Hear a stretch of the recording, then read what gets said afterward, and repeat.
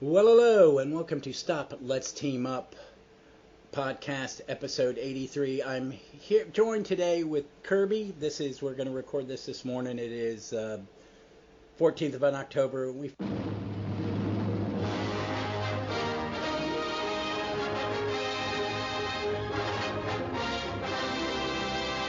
found out 2 days ago that the amazing Keith Giffen had passed away. So we thought we would talk Keith Giffen for a little bit.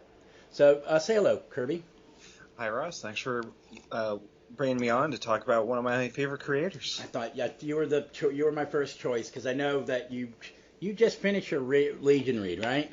Yeah, I finished my Legion read right before 5 years later, and the 5 years later read, that's moving right up to the front of the list. I bet it's very Keith. It's the most Keith Giffen when he's like, I don't have any supervision, and not in a bad way. I mean, he said, I want to try something totally different. I want it to look different and I'm the artist who's I'm taking over from myself. So it is one. So first, let me ask you, what's the first Keith Giffen comic you kind of remember reading? I can tell you right now, when I was first getting into comics, they were formerly known as the Justice League. I can't believe it's not the Justice League. Oh, no, I've never read those. These are some of my favorite comics. I've got both of my trades here signed by Kevin McGuire, and I had hoped I could get all three of the signed, but unfortunately, no. I might have to get that. If they put that out in I bought the 2 Justice League International on these. I imagine if they do a third, they would have to be in there. Well, but I saw like people talking about they would skip the spectacular, when it splits off into the Superman and Wonder Woman book, and it's more Dan Jurgensen's doing a superhero book, and then it degenerates into Task Force, whatever. But I think my first ones, it's between a couple. I'd have to really look. It's either his Justice Society and All Star Comics with Wally Wood, which he used to say he hated, and supposedly after years later he looked at it and went, no, I need to shut up. His Challengers in the Unknown, which is really obscure. Is it in? It's in Swamp Thing Bronze Age Volume 2. Is that a showcase? No, it's just one of the more recent color Swamp Thing reprints. So that whole arc with him joining the Challengers is in there? Yeah, I think it's 6 issues. It's him and Deadman. It's all in here. Oh, I didn't realize it had ever been collected. Yeah. Oh my God! I know when I got the app, it was the first thing I read. I went, Giffen Challengers. He does a great cutaway. It's his first cutaway I ever saw. The Challengers Mountain, and it's a great book. I think it's one of my favorite Jerry Conway comic books. I just actually flipped to that. Oh my. Isn't that God, that is a gorgeous cutaway. He does do good ones. But I think it was that, and then we were talking before we started, folks, Amazing Adventures 38, War of the Worlds with Killraven. I remember that. It's where he goes into this building. I forget what the quest, but it's really... War of the Worlds was really Killraven wandering. It was kind of like Kung Fu, the TV show Kung Fu. He would just... I'm showing my age, the Planet of the Apes TV series, where the 2 astronauts just toured around ape civilization, going village from village, and it was just like a Western. They were just rehashing Western plots, except it's gorillas and people. But that's kind of what War of the Worlds was. And it had some great artists on it. It had Craig P. Russell took over. It was the primary one that I remember. So it was really kind of hippy-dippy. And he hallucinates and he battles Iron Man, and the armor is the first time I see something that I think is supposed to be Arno Stark, and it's just beautiful. It's just beautiful. And his Defenders run, his 11 issues of Defenders, I think it's that nice bridge after Gerber, because the book is really different. It becomes just a superhero book again. But I think it's my favorite David Anthony Krass stuff. I think it's some of the... it's really good. That double-page spread with the 5 of them coming... That's my screensaver at work right now. It's always in heavy rotation as my screensaver. because it's one of my favorite. It's just one of my favorite pages in a comic book. It's like, yeah, League and everybody. Well, but everybody does one of those. So what did you think when you first? Because you first read him in. I mean, you had read his comics, and were you familiar with him before you read his Legion, or did you kind of gravitate to his Legion quickly? So let's see. I read these when I was like, these Justice Leagues when I was like 14, 15, somewhere in there. Didn't get into this Legion until college, a couple years later, and that was, I think, my buddy JR who got me into Legion. He's like, okay, here's like, I think he started me with like Levitz's second run, which quickly goes into Great Darkness It's like when Saga. he's doing the backup and Pat Broderick's doing the lead, and then they swamp, and then it's him. I actually pulled out I bought a cheap, broken up, beat up copy of the deluxe hardcover Great Darkness Saga. It doesn't have the dust jacket, and I had to do some glue repair. Yeah. But it's oversized, and because the trade doesn't have all this. It doesn't have 284 up, which I think you need those to kind of help set the stage a little bit. Oh yeah, because Levitz is definitely oh my God, it's a quarter of the book before Giffen's just doing the backup, and then he does the first lead in 287. And it really, I'm a big Pat Broderick fan because I loved his Captain Marvel, but this switch for me was like, who is this? Oh, this is that guy. Oh, and that's when this book, and then the whole mystery, because we didn't know who Darkseid. We didn't know it was going to be Darkseid. Really, it was because we didn't have the internet. Shit didn't get spoiled. I've always been curious as to like how that reveal worked back in the day. Oh, you read that last page and went, what the fuck? I mean, it was literally a what. My brother gave it, me and my brother, I think, read it before me, gave it to me and said, I ain't saying nothing. Just read that comic. And he sat there and loaded a bowl. And we got high and watched. Something was on in the background. I was, New Legion. What the fuck? And he went, yeah. And then we went back and went, oh, her ancestor would be a hero then. That's Orion. That's so-and-so. And it was all there. All the clues were there. But no one got it. And it was that reveal when when he made the Daxamites destroy their own planet and shape it into a bust of his head. That works so well for me on the reread. It's like Giffen just nails that like slow reveal perfectly. You almost see it moving. Yeah. And you see that train of the billions of Daxamites who are all hypnotized. It's really great. It is one of those arcs of any comic you can give to somebody. And especially if you give them the deluxe edition and you read that, they go, who are these people? But you get to know their dynamic relatively quickly. There's a little, why were you hugging my wife? God, Garth, you're a need therapy. And then just the slow build. I own one issue of that run, and I bought it again in its annual one. Which is a fantastic issue. I think annual one is my absolute favorite Legion story, period. Single issue, done. It's the one. I can read it. I'm a huge fan of Jacques.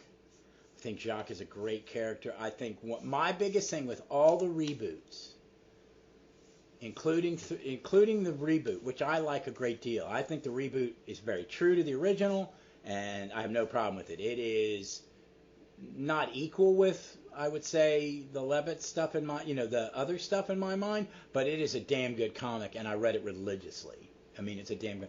But you lost such great characters as Block, Jacques, White Witch, ones that I had a soft spot, and I think part of it is because Giffen. It was the way they became in the Levitz Giffen era. That Giffen, Levitz brought Block in, and then he did this, and it was like, even though I've been reading Legion for 10 years at that point, they're just great characters. And Giffen's costume designs during that era. I like Block and his bottom-only onesie. And I actually like Timberwolf in this era. Timberwolf becomes a really important character in that era, and I really never really liked him. Yeah, no. Yeah, he was a character who definitely got like a reprieve for me a bit. because in that reread. Yeah. And it's like, oh, they actually kind of gave him a purpose to do. Mm-hmm. And what I like about, and let's get from the Giffen part, is his world building, which he will, when he stops drawing and becomes a writer only, he does a lot of that. You know, he does a lot of it. He's really good at it. The Justice League with DeMatteis and Maguire and Sears. You have to put all four of them in that. Yep. That the world building they did, that this not alternate reality, but this humorous light world that you could put a superhero comic book in, and still have action. I mean, it was still a superhero comic. It was just the domestic stuff, you know, was funnier. But you had the domestic stuff. It allowed all of the members to actually be characters, which sometimes you just kind of don't get in the Justice League book. Like, it's my favorite Justice League. I mean, in a lot of ways, it's mine too. I think so. I mean, I do like the Morrison one because because it's the concepts, and he doesn't shirk on the personalities, you know. But yeah, I agree, because I grew up in the era of, you know, younger Justice League. It was 5 of them would have an adventure, and there'd be some sparring, but there wasn't any drama, because the drama, if there was any in a DC comic, was in the parent book. Mm-hmm. It was up to the parent writers. And it's not really until Len Wein, his run there's a little more going on. Englehart's run, there's a little more going on. But that comes and goes, you know. And it's still just, you know, small arc consequences. You know, the consequences are only for this, like, 4 or 5 issue thing. But Giffen builds worlds, because him and Levitz built the entire United Federation of Planets, all from Levitz's anal crazy nerd notebooks and Giffen's vision. Mm-hmm. But then Giffen has done it again. He did it with Justice League. He did it with Annihilation. He went and he revitalized the Marvel Cosmic Universe pretty much by himself at first, and then Abnett Landing came in, and then Bendis came in, and they gave it a rebirth. And it is the 70s version of it is something I love. I read Captain Marvel religiously. I read Warlock, you know. So, but Annihilation, which I have not read. I have it all. I've read bits and pieces, but I've not sat down, and I have 6 Guardians of the Galaxy Omnis. I have both out, but I need, like, the Alienation. I need the War of the Kings, Prelude and Aftermath, and there's a from their first series and some of their team-ups in Omni that I haven't gotten, but I got those in trade. So I could read it all. I would like to do it. I really would like to do it, because we don't get the Guardians of the Galaxy that we have now without him. No. He picked those characters in Annihilation, and then they decided to give him a team name. Oh, we'll use Guardians. They're the Guardians of the Galaxy, just earlier. So. You're in for a treat with that Annihilation. Some of the art bugs me. There's some styles I'm just gonna have to muscle through. Sure. I mean, I flip through it and go, okay, I don't really. This guy and me have never clicked.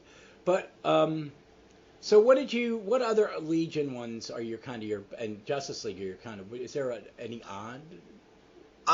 So Jaime Reyes, Blue Beetle, he was one of the creators and original writers for him. And again, we're talking world building. He and, you know, Rogers, Raphael Albuquerque. I'm probably forgetting a couple of the artists. Like, they make El Paso in the DC universe, like, live and breathe, like almost as well as Opal City does.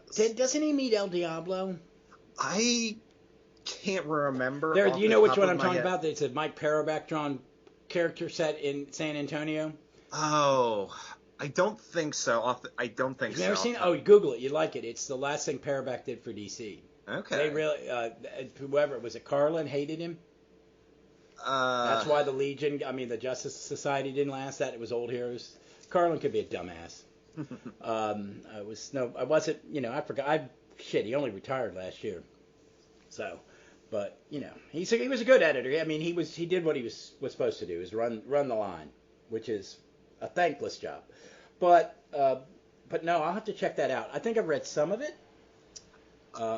It's on the app, I hope. Probably is, the movie app. Hopefully, because, like, especially, I know they've re-released, like, the first, like, their run of it, and again, it's like 25 issues, and it's like some of the best, like, again, I was 16 reading it, and he has stuck with me for all these years. Is he one of your characters? Yeah, Jaime is definitely one of my characters. Like I love Ted. I absolutely love Ted, but Jaime, he's just one of mine. Like, have I read every single Jaime story? No. But anytime he's got a new solo adventure, I will definitely be reading it. Well, I've liked a bunch of the books he did that he's been in. I'm now kind of looking at, okay, they've got the 5 Charlton issues, they've got the recent one, they've got Rebirth. I read a lot of the Rebirth stuff. Yeah, because Giffen actually came back to Blue Beetle, I think, for the DC Rebirth era, and did that whole run again. Did a whole another run, and it was still good. It was him and okay, Scott I read Collins. some of this. This is after Final Crisis. Yeah. Is that where he premieres? Yeah, he premieres in Infinite Crisis, because it was like him and Ryan Troy, and I think those are the two that stick in my mind of like kind of a new era of heroes. And then after him, Lila Sturgis took over. Then it got canceled, unfortunately. Was in Titans. But getting a little off topic. Sorry. Yeah. But it's another one he did. And how long did he write it? Like the first year, I think. Okay. Yeah. Okay. They take his name off it with issue 10. I Okay. remember how good. I think I read the first few. Like you could almost start with like issue 7 or so and work forward. Yeah. He's a great character. I don't know if he had anything to do with the costume design, but that I'm not sure about. Yeah, he's a good. I like his costume designs. I know some people, some of his later Legion ones. I was like, okay. Yep. When he gets to 5 years later, it's a style. Like he is not an artist who was not ever afraid to change his style, if nothing else. Oh no, he was. Yeah. Oh, I was reading an article about him, and he got accused of copying somebody. And he early on had said, yeah, I was inspired by it. And then later on, he was like, I may have been overly influenced. But I think I don't know why he stopped drawing. I didn't really dig into it now because I wasn't really, I just didn't, I've never heard why he stopped. Maybe because he got older and it was harder and writing paid better. Yeah, I've never really looked into it either, but and again, I'm just kind of scrolling through. He even worked on Valiant towards the end of that original run. Yeah. With Magnus Robot and Exo Man of War. I would like to seen him draw in his more Kirby-esque days, draw Robot Fighter or something like that. That would have been really good, but unfortunately, I think he was just. Oh wait, no, sorry, he was just the writer on that. I got excited for a sec. But yeah, his writing. I think most fans, younger fans, would only know him as a writer. Yeah. Or the guy that draws blocky people. Yeah. Well, him and JR Jr. get a lot of shit for it. They both get it. So, but I like it sometimes. I like JR Jr. I like to see artists try something else and not draw it in a more traditional manner, especially if you're doing a story that I loved he drew OMAC. Oh yeah, his OMAC with Dandito. It was actually a good. I liked it. He pulled back the reins and did a little more of his Kirby love, but it was really good. Yeah, I remember seeing some of those covers, and it's like, okay, he's back in like a full Kirby mode, and or that one or two issues he did a Legion when it came back. Yep. Yeah, with the Emerald Empress, and when they killed off Sunboy. Yep. Yeah, it was not. I liked it. I was just glad to see him back doing Legion. Shit, One of the other things I want to is like he was throughout all of 52, he was the breakdown artist for every single issue, so he was able to kind of help keep our continuity. I think he worked to make sure all these writers were kind of working as one there. Yeah, and that's a good that's a series that people I think have come to love. I think it was coming out, it got a little grief, but I think it's a good comic. It's one of my favorites, absolutely. Yeah, I wish I had all the other stuff. Countdown to 52 and the stuff what was after it? Let's see, 52. Then there was Countdown to Final Crisis, Trinity. Then there was like some spin, like the Booster Gold series spun out of 52. I think Black Adam might have had a series in there as well. Yeah, I'd like, because I remember when it was all coming out, was I working in the comic shop? I don't know, or I was going to what is now Velocity. It was in Richmond, but I liked all that stuff. I did. I kind of like what they did with the Titans in that, where you had these weird lineups for that year, and you're like, and the Justice League had that weird lineup with Blue Bison and Ambush Bug. Yeah, it was weird. It was weird. And you jump to it. You kind of jump to it, and you're like, wait a minute, and then you saw it out over the time. But but it was all 9-panel, wasn't it?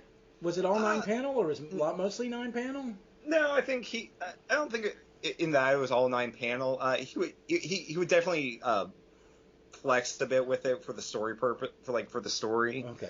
Because it was not like, and again, like a Legion where it was strictly 9-panel, which is not a bad thing. It's just, that's a style. I saw someone online talking about it and saying they're talking about 5 years later and how his use of 9-panel, just strictly 9-panel, except when he was doing like a big splash, really worked for the storytelling, because that first half of 5 years later is, I think, really good. I mean, I think toward the end, before they go into, it has some hit and miss, especially when they change the code names to everybody and bring in 5 new members. They're all codes, and you're like going, you're flailing. This is a symptom of flailing. And when he left, they didn't know what to do. Mm-hmm. But it was really good, because you get to see him rebuild, and you get to see again the world building. He tore down the world he had created with Levitz, or fine-tuned with Levitz. He didn't create it. They kind of gave it a 80s spin and updated it, and gave it consistency. Like, okay, this is the way it looked then. We're making it look kind of like that, Yeah. But he would tweak things, because I think him using Interlac, and the letter using Interlac, I think a lot of that comes from, there have been the last couple actions I've done, there's been this future tech stuff on the screens, and it's really close. I'm like, oh, wow, Paul, you're a nerd. You gave that to Keith, and Keith ran with it and made it because I remember when they did it, and in the back issues, you'd have the decoder. Yeah, oh yeah. Then they had the mission board. They got more professional with the mission board symbols. I love those things. Oh, those are. Yeah. I'd take a poster of those. I would too. I would like magnets so you can move them around. Oh. I would be that nerd. But that stuff was great. It was. It was such a good era with the Legion. I mean, just so good. And the letter columns, man. Some of the letter columns would be good. It's just so good. I could gush about that era, but the whole run he is on it. It is just, and he's on it for a long time. Sorry, I am just kind of scrolling on the side, just kind of trying to get some. I think he's on there for like 40 issues. It looks like. Is that all the runs combined? For 5 years later. Sorry. 5 years later is 40, and he did at least 60 issues before. I mean, he was on it for a decade. Yeah. And it's one of the great runs. It is. I think it's.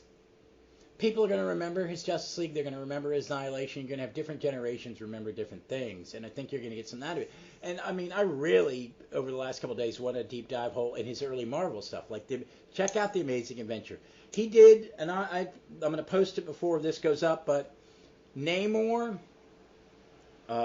is battling Doom and one of Namor's buddies, and it's all underwater, and it's great Kirby stuff. Like Kirby tech is like Doom has got his armor on, but he's got this microphone thing on his neck so he can talk to Namor underwater, and it's one of his chancellors, Namor's chancellors, Lord something or other, always goes bad. I can't remember his name. But there's a big giant monster coming from the bottom of the sea, and it looks like Jack Druid. And it was great, because I've never read all the Marvel supervillain team-ups. I only read the later ones that were tied into the Avengers. But it was great. And there's a lot of that stuff. All of his All-Star comics is great, that when they brought the comic back, because it was Rick Estrada,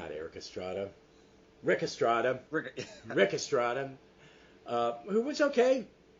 And then it was Wally and Keith, and then it was Keith and Wally, and the stuff with him and Wally together is stunning.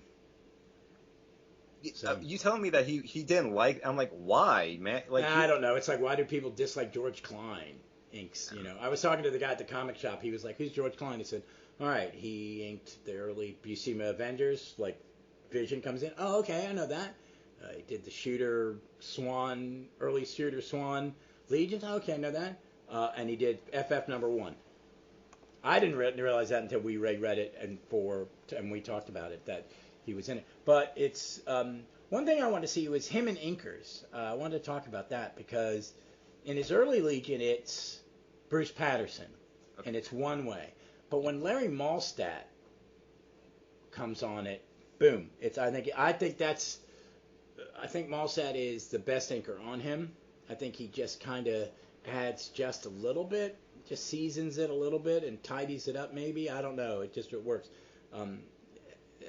And I was looking through the 5 years later and go, oh yeah, this is really kind of Bruce Patterson's kind of making it a little more mainstream comic. Tried to cut down on some of the Kirby. Yep. Clean it up, and probably being told to do that because he was also coming from inking Broderick, who is more Broderick had come from Captain Marvel at Marvel. Really good run on Captain Marvel at Marvel. And and Micronauts, great. He was great on Micronauts. But they were switching from one style to the other, and then I think Malstadt makes him better. Yep. You know, and shout out to Malstadt.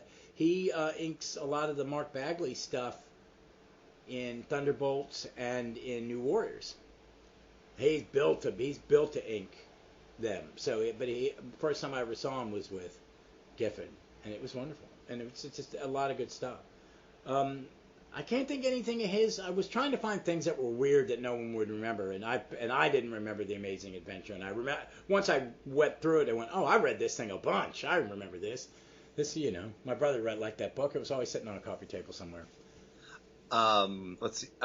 So his Ambush book, I love it. I have the black and white collection of it. I like him at times. How well that would hold up to like a younger reader because it's very set, like in its time, making fun of like Julie Schwartz and all of that. Yeah, I think that's the thing that happens with like characters like Deadpool and that they're good.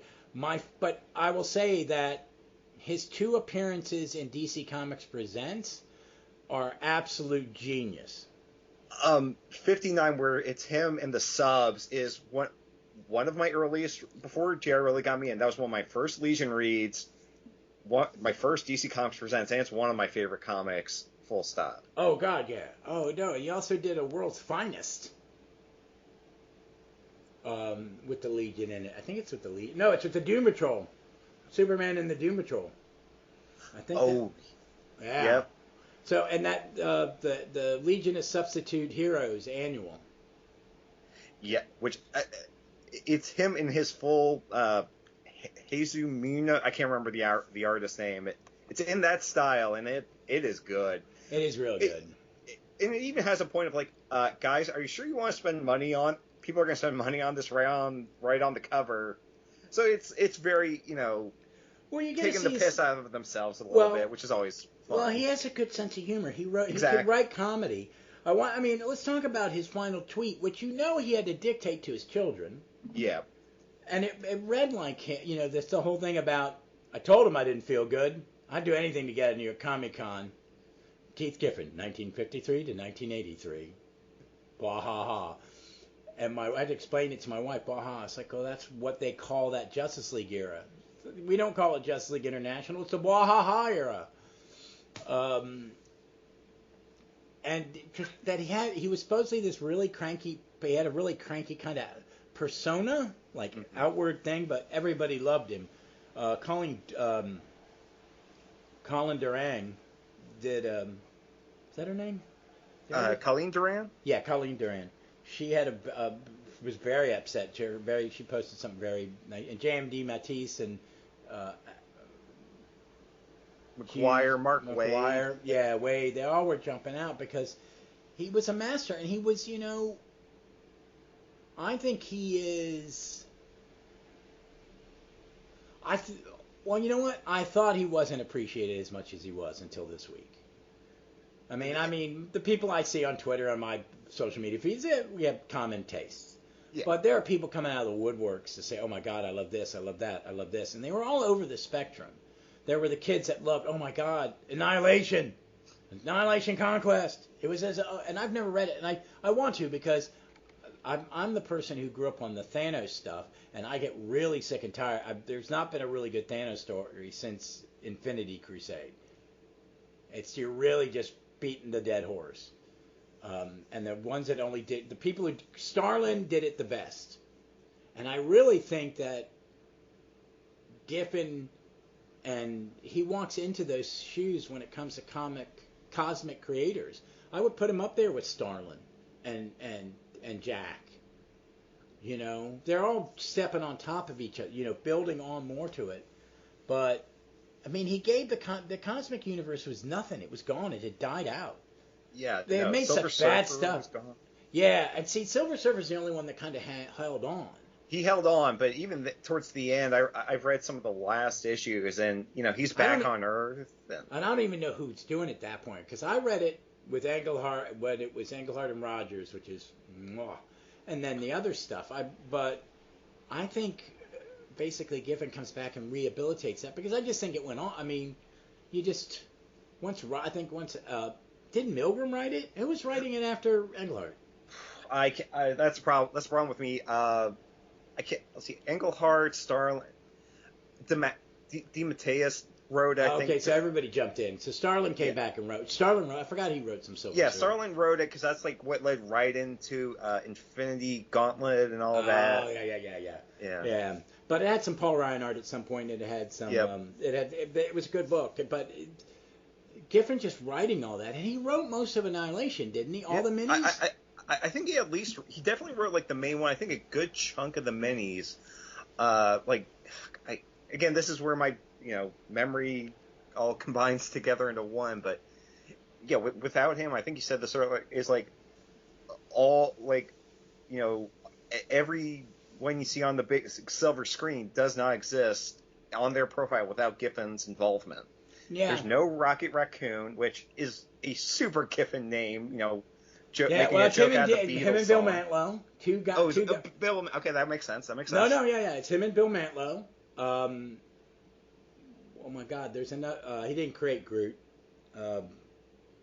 What's the other big one? Oh, Lobo for DC, who I don't. Yep. It's another one of those ones.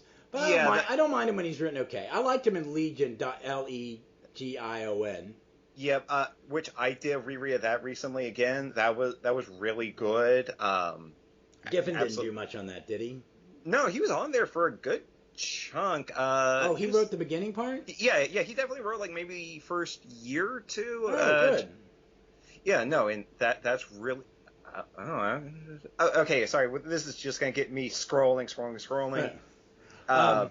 He did good. His Doom Patrol they did. That's one I want to read. Those are hard to find too. They are, and he also did with DeMatteis and McGuire. They did a Metal Men backup, which I'm like, I would have read 100 issues of these guys doing Metal Men. I think I know those backups. I think I read some of those. Oh well, he did some backup work for DC. Let's talk about one. Have you ever read his backup, Doc Fate in the Flash? Yeah, no, I have not read all of them, but they are ones I'm specifically looking for, and they are 70s as heck, and they are glorious. Oh, God. It is. I think he takes a little bit from that Walt Simonson first issue special and plays with it, but then he does the art he's on when they brought it back after Legends, and they made Linda Strauss and all that. I think he just wrote it for a little bit. Yeah. I have those 4-issue minis, which are great, and I need to read the ongoing of that, which... Yeah. Oh, that 4-issue mini was... that's something I read, because that was an era of Justice League that I read really religiously, and I was getting into these new versions of the characters, so it gave me a choice. Oh, I can read there's a new character I don't know. And I really, really loved it. So what do you think is his lasting... does he have... more than one lasting contribution? Is he just one of those guys that is going to be Because we don't, do we speak? I don't think we speak. I don't think he spoke of. Sometimes, and maybe with death that will change, as it does, where he stands in a generational thing. I mean, I think Legion was not a top-selling book, and then it was one of the top-buy books for years. You know, it was up there with literally, it was up there with X-Men and Titans. I mean, that's how good it was. And then other things would pop up. And as good as like Avengers would get in that era when Perez or Byrne jumped on, there weren't extended, you know? Mm-hmm. So, I mean, I think, where do you think he holds up? Would you rate him there with a Roy or I mean, even before his death, I would have put him on my Mount Rushmore of comicdom. Oh, really? Cool. That's good. I like that. For me, for artists, it's like if I had to pick 5 artists and they were the only ones who could draw comics for me for a short period of time, because it would suck if that was it. It would be Perez, him, Gibbons, Brent Anderson. I got one left, right? Yep. Oh, fuck. Wow. That's a tough one because there are a bunch. I'm going to have to put Byrne in there. There you go. I'm going to have to put Byrne in there, and that's just generational. But I had to put Brent Anderson because his Kazar and Astro City are masterpieces, and I think he is someone who should get more credit. I'm looking forward to that big Astro City opus. They're not calling it an omni, they're calling it opus. Busick, you pretentious fuck. I love it. You know what? Astro City's earned it. Yeah. Oh, yeah, but I've got all the first 6 hardcovers are through Hard Times. The Confessor one is the only one that's not a first printing in the original Seth Jacket. But I will, when those come out in an Omni, I will probably make room on my shelf. But I would like them to do a Levitt's Giffen Omni. I've got all the hardcovers. I mean, I've got everything, because the archives go right into those 4 other hardcovers. Okay. That then hits the deluxe Dark Side, and then the soft cover. I have the soft cover volume of the Curse. Yep. So I could get a better version of this and the big Curse hardcover, and I would have from their inception through the Valda Secret being coming out in hardcover. So I didn't think to replace my archives because I have a complete set. It's like this is more, but it says I would like an Omni. I mean, with good mapping, you know, add the other things in, because you were reading Avengers versus X-Men, and I was like, okay, what epic is that in? It's in it's in the other room. Sorry, it's in the arc after Under Siege in the Epic Collections. So they put them in there. See, I like that. I've become watching thing, but I would like them to put all the stuff in, including the letter pages and some of the other stuff. So you get where they had a letter page where Giffen and Levitt said these are the Legion leaders and the issues they started, and it's right. And I found it, but online, it's right, and there was neat stuff in it. And they're Dark Side Saga is being put in an Omni. But it's going in it's going into a Fourth World Volume 2. Okay. It's everything after the Kirby. It's going to have all the new gods by Conway, the Marshall Rogers Mr. Miracle run, every team up, every Marvel, every team up book, every guest on the Great Darkness Saga, the Curse. All of that is going in it. It's going to be a big fat Omni sometime next year. Nice. And it's going to go right between that and my John Byrne one on the shelf. Because it'd be cool to read it, for me to read how Kirby goes into Conway, how Conway goes into Marshall Rogers and Mike Golden, you know, and how that goes into the Byrne stuff, and then I like the Walt Simons and stuff. They've been really good. Oh my God, I was sad that he didn't use Darkseid more. Yeah. I remember in Justice League, they go to Apocalypse for a bit, and that's the last time I can think off the top of my head. Yeah, but it's very tongue-in-cheek. It's very yeah. But, see, that's the 2 sides of the coin. He could do space opera. Because Legion was him doing space opera. It was him doing Marvel Cosmic. So when he did it, this is all Legion is, this This is cosmic superheroes. This isn't just on Earth thing. And he just had the feel for it. I mean, I could meander and gush about it all the time. So I'm going to give my recommendation. If you're going to read one or two Keith Giffen things you've never read, we'll each pick two. I'm going to say The Amazing Adventure 38 and the entire Challenges the Unknown arc, with Swamp Thing, Dead Man, and some other stuff. Even though he doesn't draw all of it, read the whole thing because it's brilliant and his art is gorgeous.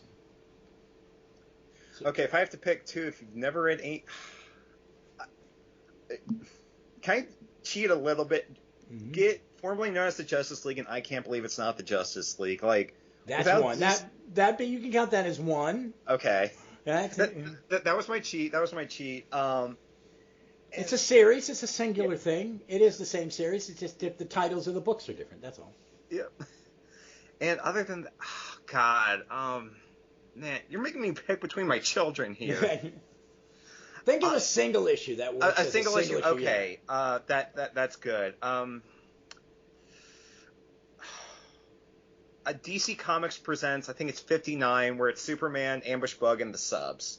It's a complete Looney Tunes. Is that the one where he has this conversation while he's falling with somebody? Yeah. Yes. With the Antenna Boy? I think it's Antenna Boy. Yeah, and he's stolen Superman's cape. It's like, why aren't you flying? You have the cape. Dude, those are great, man. Those are so good. It's like the Subs become such a kind of punchline. But he loves them. He loves them, man, because they brought them back. They had not been used in a while, and they really used the hell out of them. Mm-hmm. And Breck becomes a big deal. So it's great. I love his designs for Breck. And I like how him and Paul Rudd, it's the same Breck. It's the same Polar Boy I read in the first time he appeared. Mm-hmm. But it is so more fleshed out by them. His appearance, his attitude. But he's still that guy, I just want to be one of you. Mm-hmm. And when he becomes leader, I was like, yay, I really like this. It was good. And that him and Element Lad, my guy, were buddies.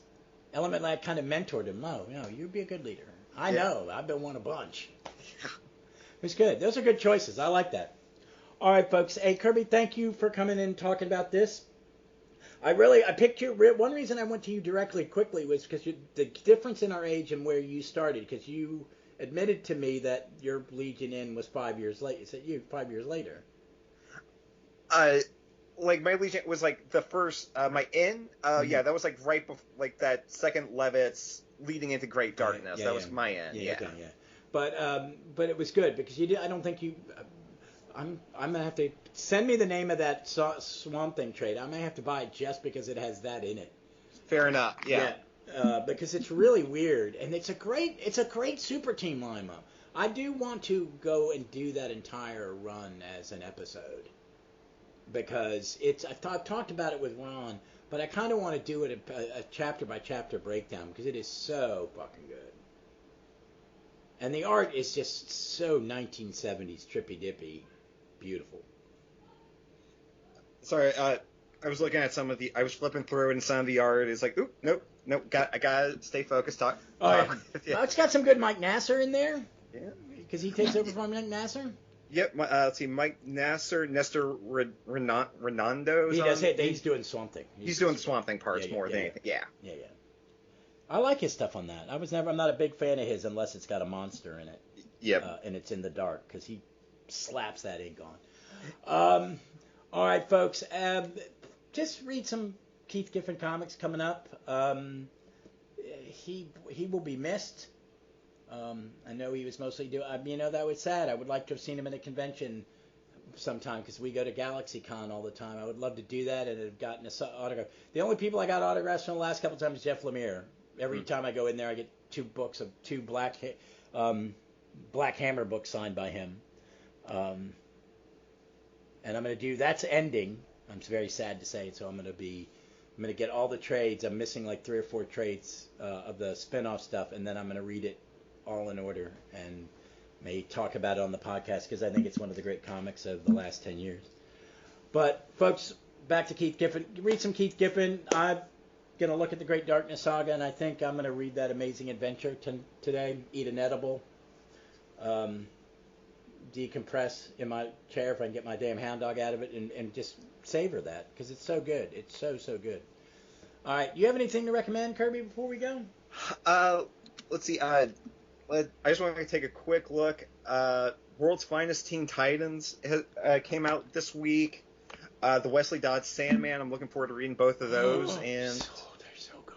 The Sandman's so good. So don't no spoiler. No, because I don't know where it's going because it's not what I thought the book was going to be.